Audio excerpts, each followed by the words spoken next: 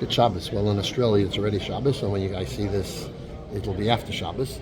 At the Conference of Shluchim, there's going to be a session about Israel here very soon. But we learn in this week's portion, all these portions speak so much about the fact that Israel belongs to the Jewish people. In this week's portion, Abraham buys the burial plot for Sarah, and he makes certain to buy it. He doesn't want to get it for free. Very simple reason. He doesn't want any complaints in the future. Oh, we gave it to you. And when you give a gift, you could take it back again. But no, he wanted to paid full price.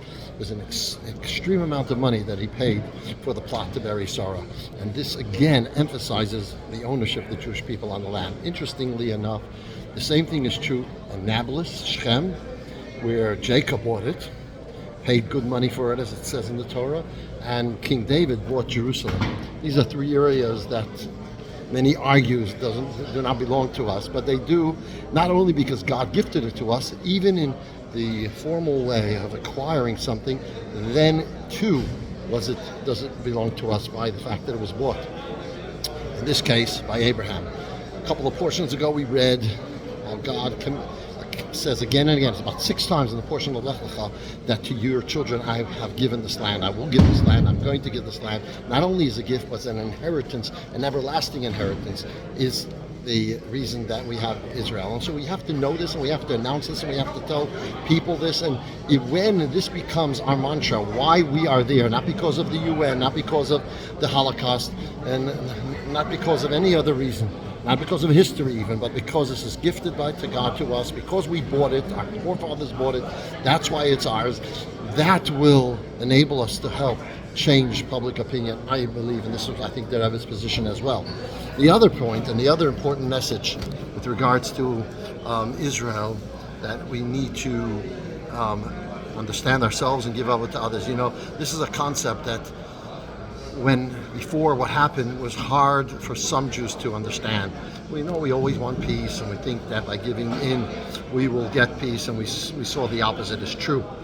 But this is the fact is that the Torah tells us this. The Rebbe would tell us again and again, halachically, the question of giving up a strategic piece of property, even if for the promise of peace, you're not allowed to do that. So, let's say, for example, the person you're making peace with is someone who is genuine, who actually believes in a peace deal. How long is that person going to be in charge? How long is that person going to be there? What happens when it changes hands? And now, that strategic area is in the hands of someone who's an enemy, who wants to kill you. Now, in regards to the disengagement from Gaza, there was no peace partner. So that was absolute a ridiculous thing that they did, because you gave it over the territory to a terrorist organization, which immediately started shooting rockets, and we see all the terror that's happened since then. And then same thing in regards to the Oslo Accords. Besides the fact that the Oslo Accords had within it that they have to educate their children to peace, that they should want peace, and that never happened. It was a non-starter.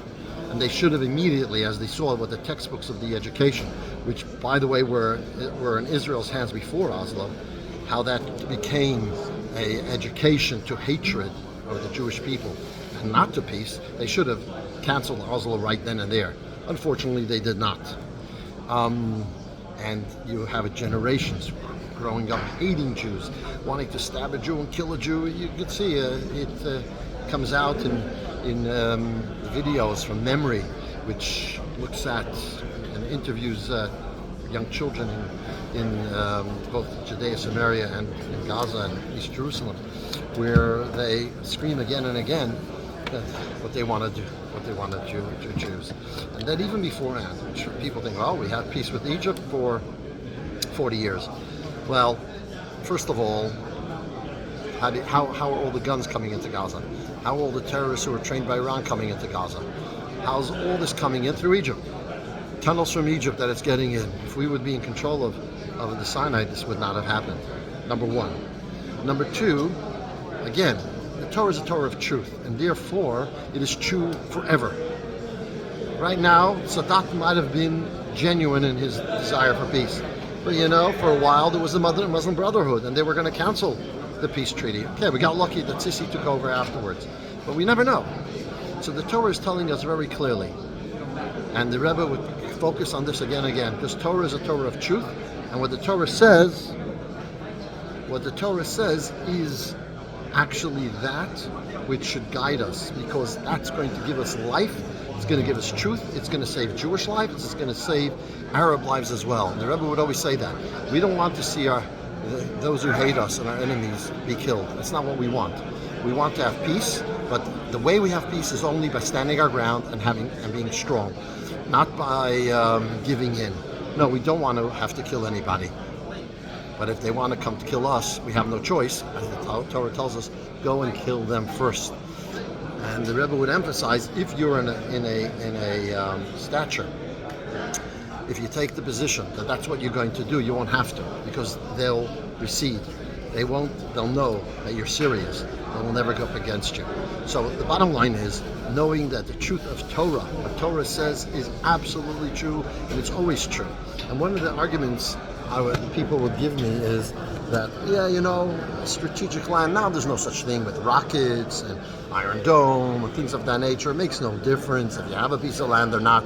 How wrong they were, as we saw clearly on October 7th, that the fact that they were right on our border made a huge difference in many, many lives. And if they weren't, if we had the control of Gaza, that would never have happened. So always remember what the Torah says is true from now and forever. Even if momentarily it looks like a different way would make sense, and we could be ecstatic about a peace. But then things change, and the Torah understands and has what's called a weiter Guck. It has it sees things in a distance, and it protects us not only for now but forever, eternally. Now, it doesn't mean we shouldn't have peace. Peace is a good thing. And think about it. There are different levels up there. The Abraham Accords. We made peace with UAE, Bahrain, Morocco. That's one peace. That's a peace which is lasting now, where they're saying clearly that the peace is going to continue, even with what's going on. Because that was a piece of, what was the peace? It was each party gave the other piece. That's all we gave. We didn't have to give any land for it.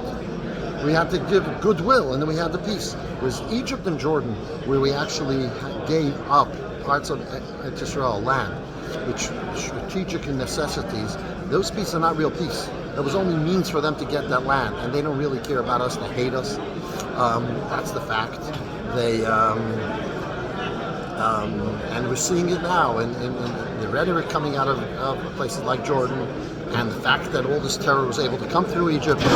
All this tells us that we need to make peace for peace. And if we take a position of peace for peace, we will get the peace. If we have a strong stance, a posture, we will get the peace that we are so desire. We cannot give in, we cannot be weak. We have to remember, Israel belongs to Am Yisrael because Hashem gave it to Am Yisrael, number one. And number two, you're not allowed to give away pieces of land that are strategically necessary for our safety and security. Shabbos.